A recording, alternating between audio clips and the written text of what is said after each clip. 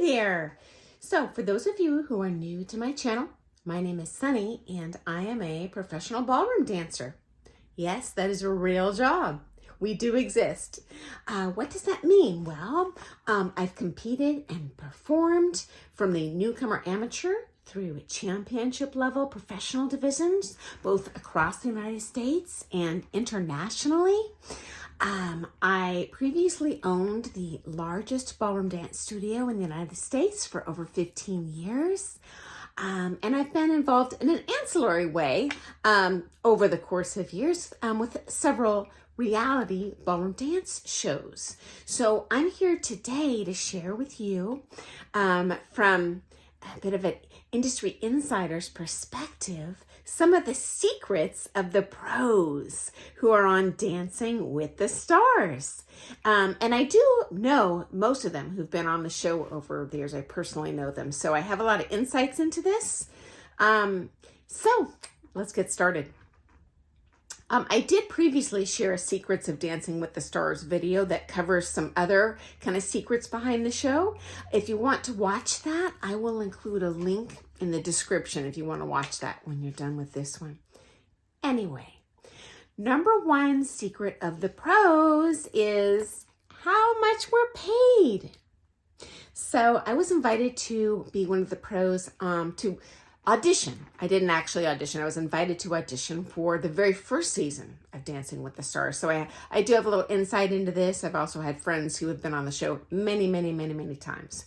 The starting pay at that season for all the pros, regardless of skill level, was only $2,000 a week. Now these days, and it was an unknown then. So nowadays, this is a proven moneymaker for the network. So I'm sure the pay is higher, but honestly, even the top pros on the show, again, not really top by skill level, but those that bring in the most viewers that have been on that show for many seasons, they're only making, over $5,000 a week, which in my opinion is not much. And that's certainly a heck of a lot less than the stars are making.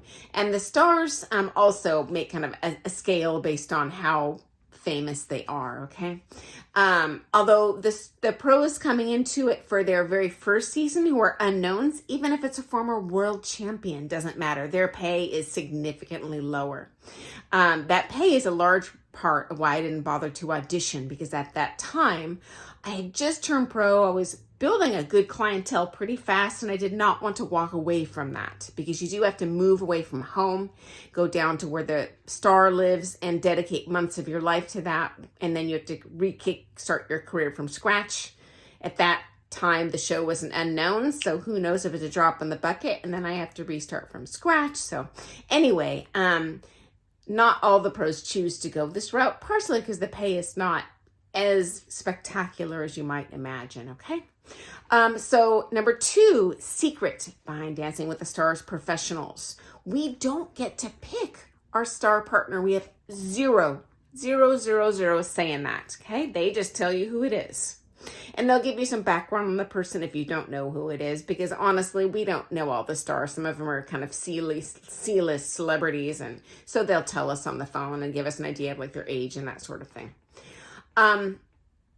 The production crew does select your partner, and it's basically based on height, build, and if that all matches up, the next thing they would consider would be age.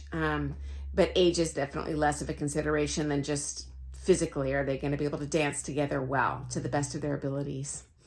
Okay, number three secret: we get super excited if we're paired with a super popular celebrity. And they'll tell you that on the phone too. Like, hey, this person is, one of the A-listers on our cast. Not that we're star-struck and really care that it's an A-lister, but we're competitors. We want to win. And obviously the degree of celebrity of your star is going to play heavily into whether you are voted back on the show each week. And as a pro, you are paid per week that you keep on making these cuts, okay? So if you move down there, which it's at least a month and ahead of time, they make it sound like on the show, like, hey, we just started dancing this week and just that. No, they're practicing hardcore for at least a month before that very, very, very first debut. Anyway, once the show starts, you might just dance a week and go home. So we're just paid per week, and bonus for each week that you make the cuts, and larger bonuses if you keep on making those cuts or win. Okay, number 4 might be shocking to you. Although every professional, every pro dancer you see on that show is a legit pro, all of them have competed successfully through the championship level. They're not going to invite some yahoo to be a pro dancer on the show, and they've done a good job casting that. But most of us get super nervous and self-doubt, anxiety. And it's not, at least for me, I don't mind being in the media, though I have zero desire to be famous, but because we are used to being on film, we're used to being photographed, we're used to being watched and judged. So that part is not nerve-wracking, but there are some unique circumstances to Dancing with the Stars reality TV that you don't get in real life. Okay, we have zero pick in who we dance with. Okay, so I'm not going to take a student to competition if I don't feel they're going to represent themselves and me well. I have zero pick. I can't even pick the dance I do. When I have private lessons and I see someone has an aptitude for a certain style, they're like, okay, we need to do cha-cha on this comp. Whereas the show tells you and dictates what styles you must dance, okay?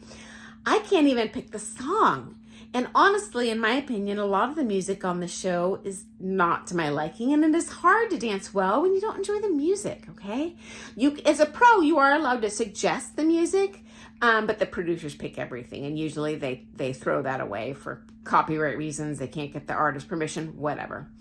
And I hate when they use canned music, which they often do, and I understand why. It's very expensive. Even as a dance teacher, I have to pay ASCAP a lot of money. That's an organization where you basically pay the artist for the privilege of using their song. Okay. Okay. You can't even pick the theme.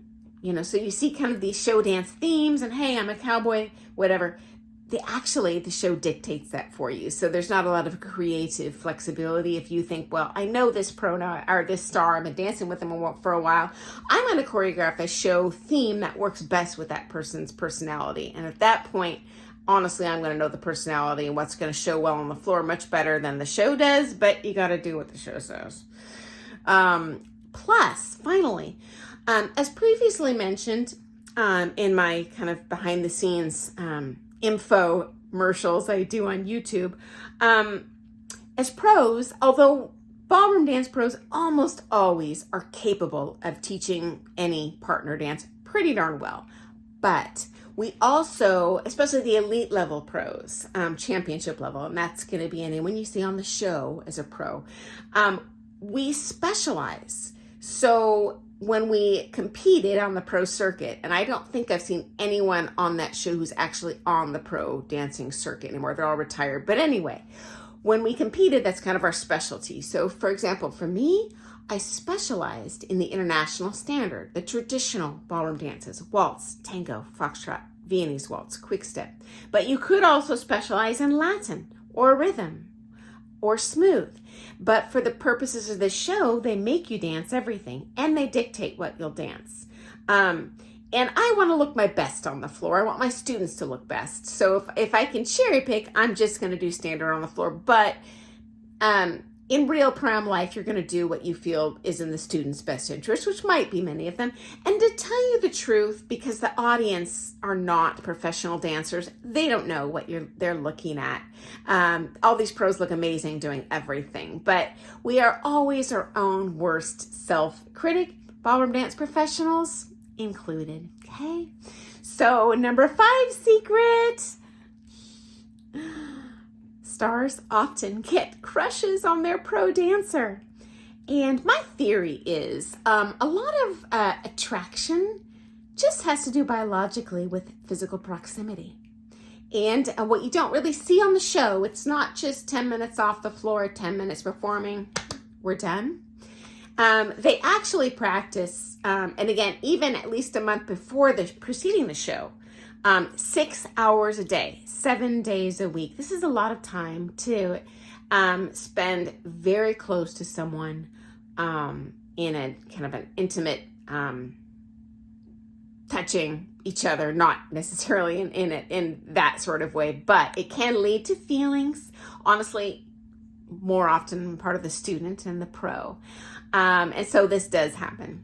And honestly, usually the pro turns them down. And then it gets real awkward for the partnership for the rest of the season, but that does go on behind the scenes. I thought you'd enjoy hearing about that. Okay, number 6 secret. As I shared in that first kind of secrets behind the scenes dancing with the stars video a few weeks ago, sometimes we don't like the star we're paired with. Obviously, you need to hide that for the purposes of the show.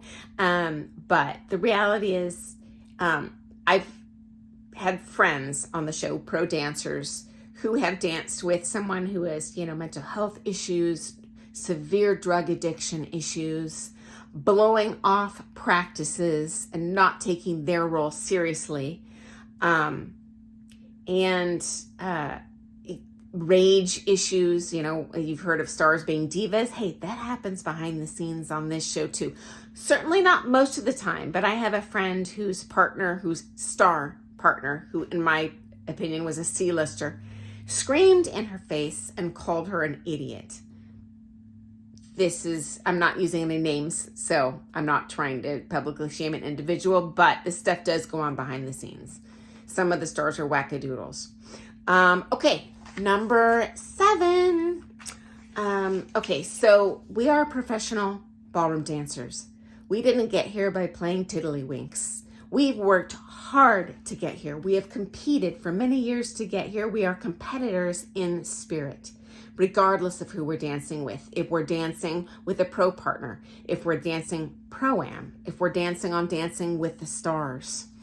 So, related to this, we're disappointed if we get voted off, which inevitably you do. There is only one winner per season and 11 losers, or people that perceive themselves as losers. Certainly, any pro dancer that watches the show sees all of these dancers as winners. What they're taking on is very hard. They improve a ton for the brief amount of time they do get to learn ballroom dancing on this show. But as a pro, it's hard because you are giving 100%. So that's a natural feeling, and we feel just as disappointed as the star does, okay? And then finally, sometimes we even feel humiliated. I'm talking like I know several who've literally cried themselves to bed at night at home for weeks after they were voted off, because they feel, and it's just a feeling, that it reflects poorly on them as an instructor. And I can definitely empathize with that. Obviously, realistically, these are all amazing teachers, amazing, accomplished dancers. Realistically, it isn't their fault. There's a lot of limitations. Even if you're the best teacher in the world, even if your star is the best dancer on the show, that's not what's going to dictate what gets them voted in by the viewers the next week, okay? So, oh my gosh, guys, I've way gone over my 10-minute mark again. Okay, so I'm going to have to post a follow-up video tomorrow because I've got 7 or 8 more awesome secrets for you that professional dancers go through behind the scenes and what our experience, in real life is. So thanks for joining me today. If you found that interesting, learned anything, please please subscribe. I am not monetized. I just do this because I love sharing with you what goes on in real life, because sometimes reality TV can be a little misleading. So have an awesome day, and I'll see you tomorrow with more fun stuff. Toodles!